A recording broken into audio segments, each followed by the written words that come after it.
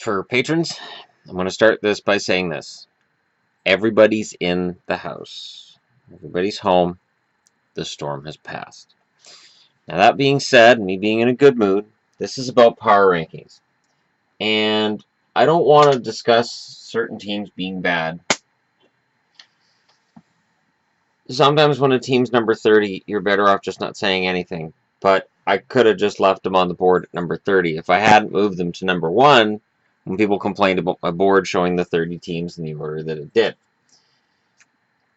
So, the power rankings, this is the end of the season power rankings as far as I'm concerned. This is it. Now, I know there's 2 games on. They're on right now. So if anybody goes, Buffalo beat Montreal, that game's not over.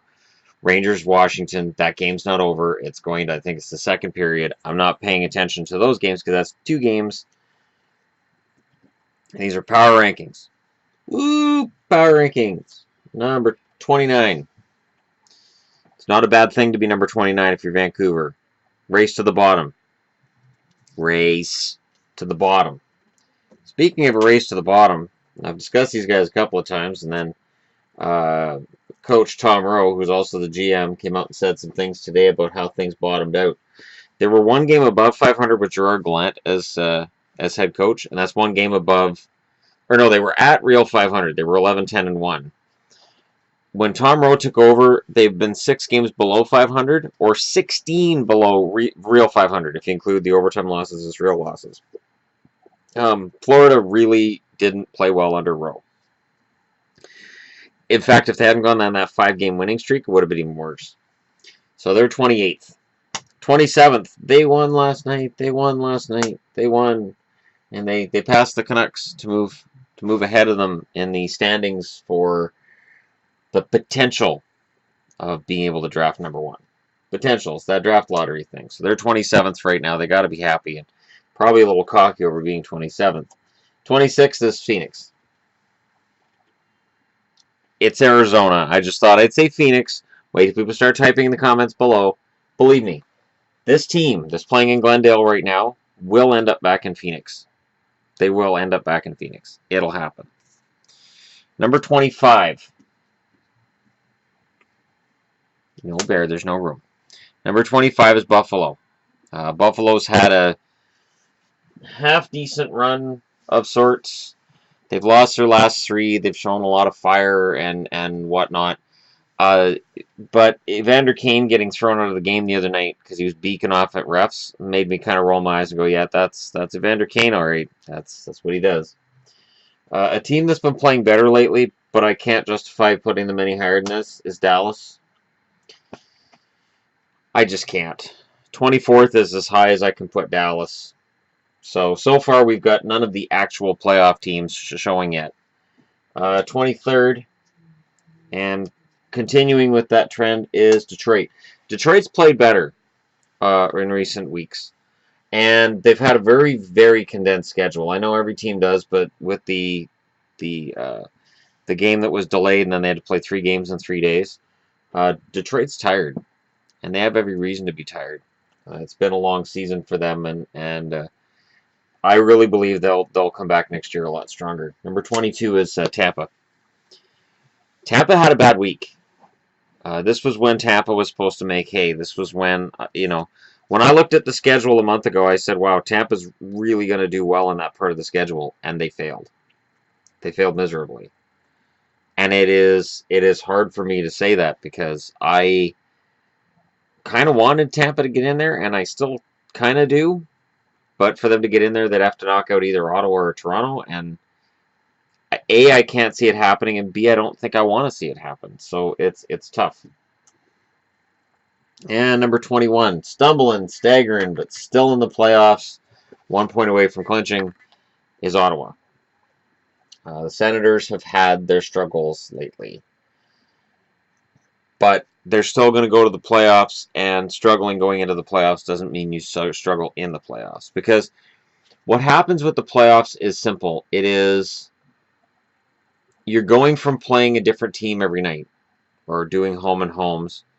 You are now focused on one team, and you're playing a best of 7. And the whole mentality changes, and the whole game changes. And it is so much fun.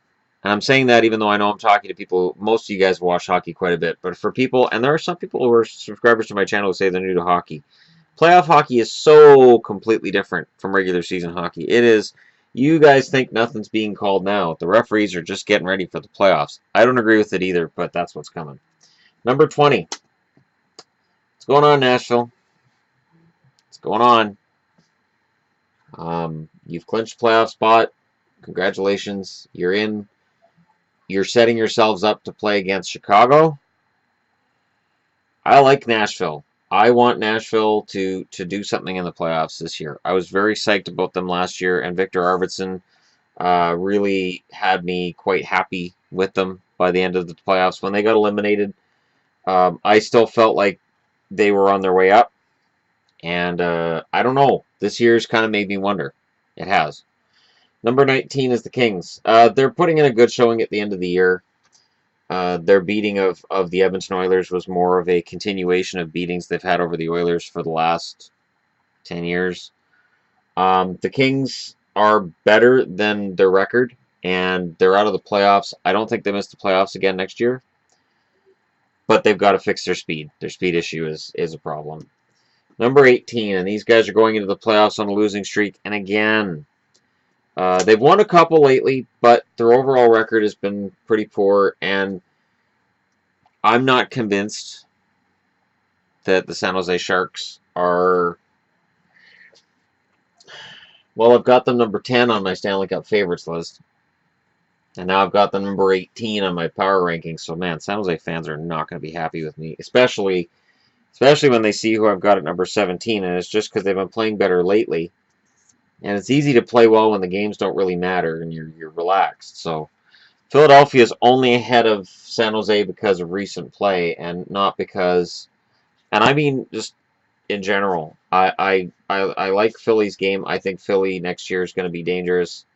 Obviously, when next week's power rankings go up and I don't have the non-playoff teams on here, and I'm just rating the teams going into the first round, and I'm going to do it different.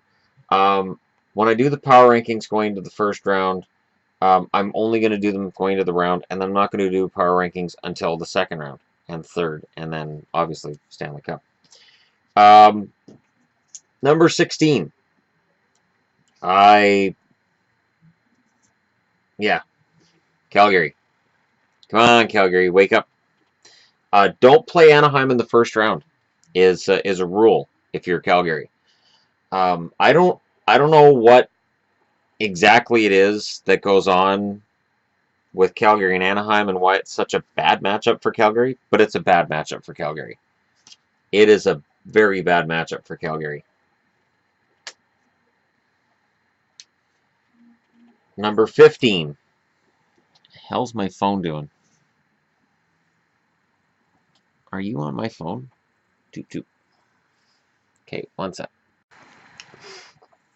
Sorry, I needed to go deal with some domestic stuff. Not bad domestic stuff, decent domestic stuff, and get myself a bite while I was down there. So 20, 19, 18, 17, 16, 15 is Columbus. Columbus has been struggling. And Columbus now has one of the toughest roads if they're going to make it to a Stanley Cup that any team in the league has. Pittsburgh, even without Letang, and I'll admit without Letang it definitely affects things, but it didn't affect really my power rankings a whole lot today because Pittsburgh's been very impressive without Letang. But it makes a deep playoff run harder to achieve without Chris Letang, who is legitimately a really, really solid defenseman for Pittsburgh. Okay, go that way.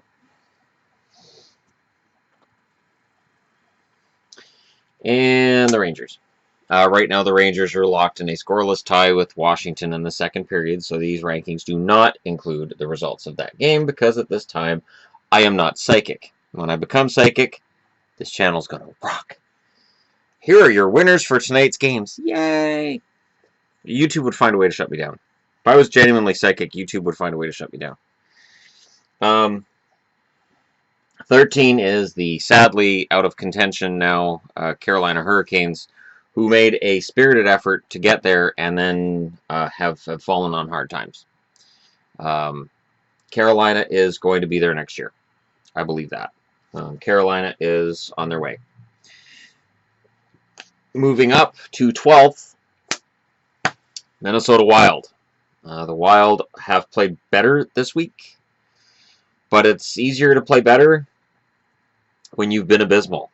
And Minnesota's results have been abysmal. And their effort in a couple of games was questionable. The Vancouver game really sticks out as something questionable. Vancouver had no business going in and beating Minnesota. They really didn't. Number 11, making it interesting. And actually, these guys are ahead of Tampa. Pay no attention to that, because technically for regulation and overtime wins, the Islanders are ahead of Tampa. So the Islanders right now are still mathematically alive. And Doug Waite's record as head coach of the Islanders is impressive. I do think they'll keep him for next season.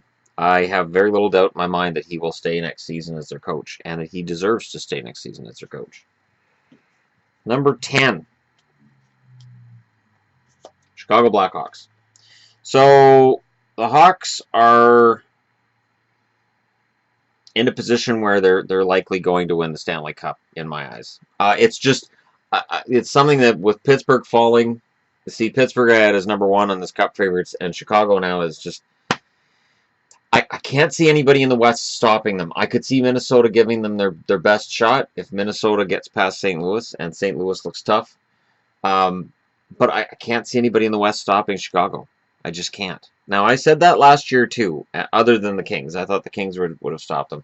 And I do have tunnel vision when it comes to Chicago. Admittedly, there's some PTSD associated with Chelsea Dagger and that logo and that jersey.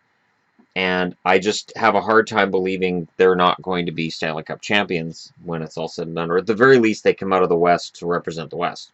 Number 9, the hard-charging, fast, and fun-to-watch Jets.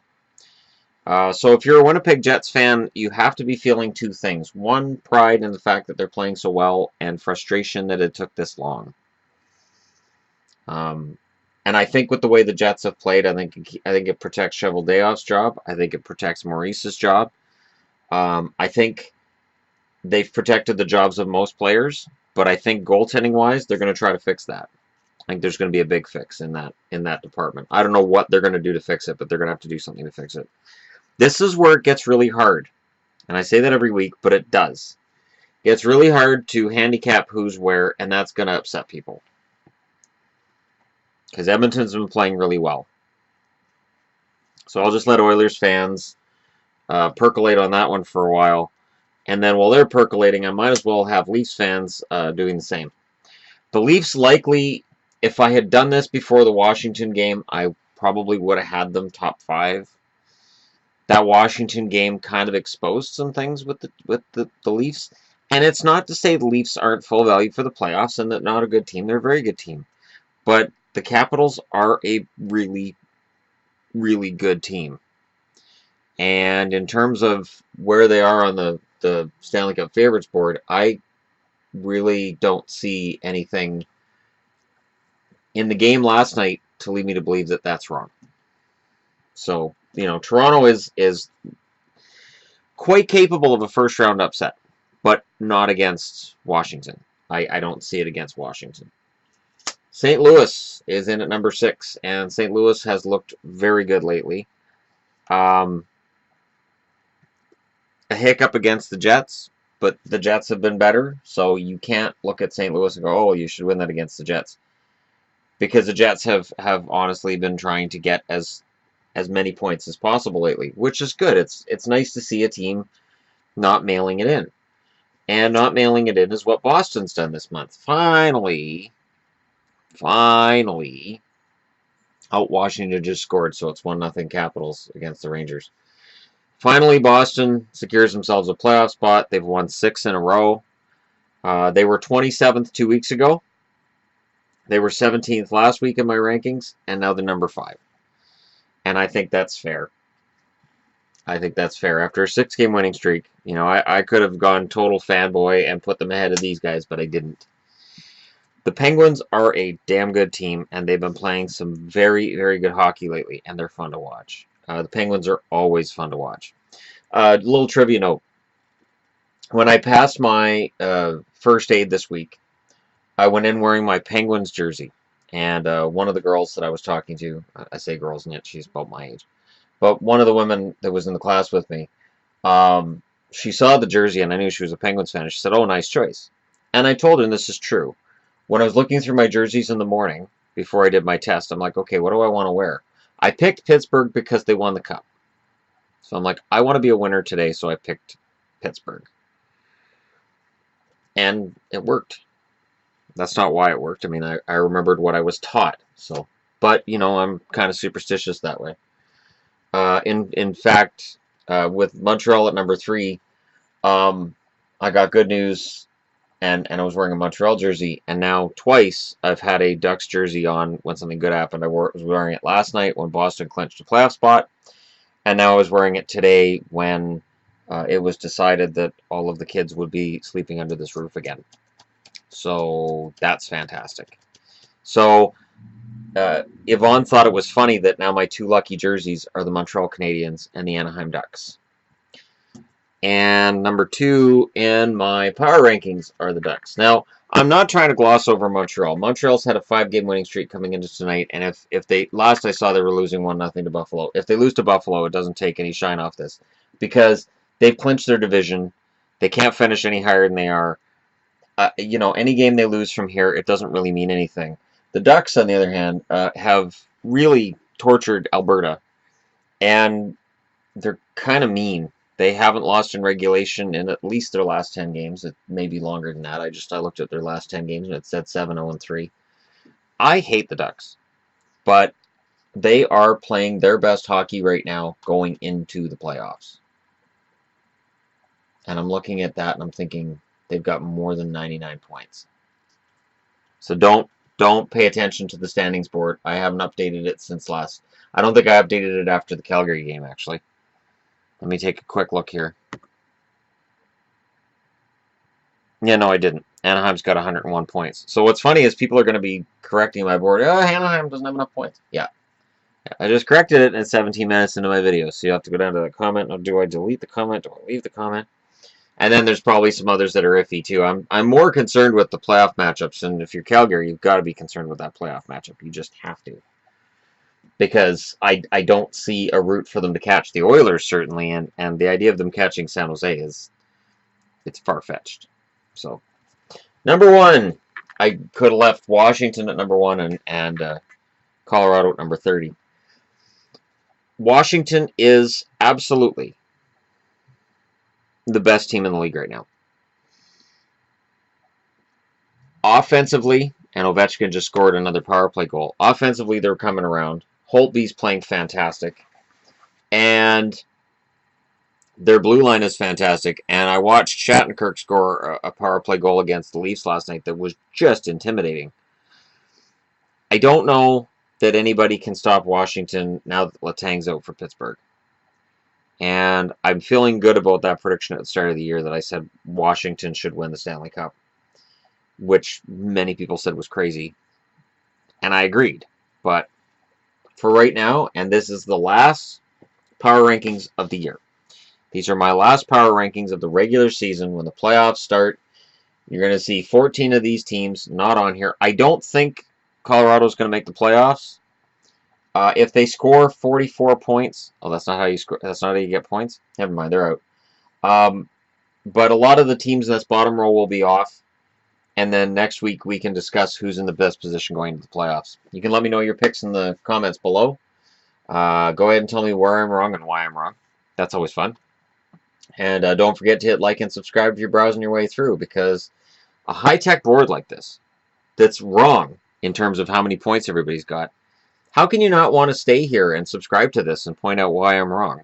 There are people who do that, and I'm fine with that. It doesn't really bother me, as long as there's no personal insults thrown in, but it's YouTube, so there will be.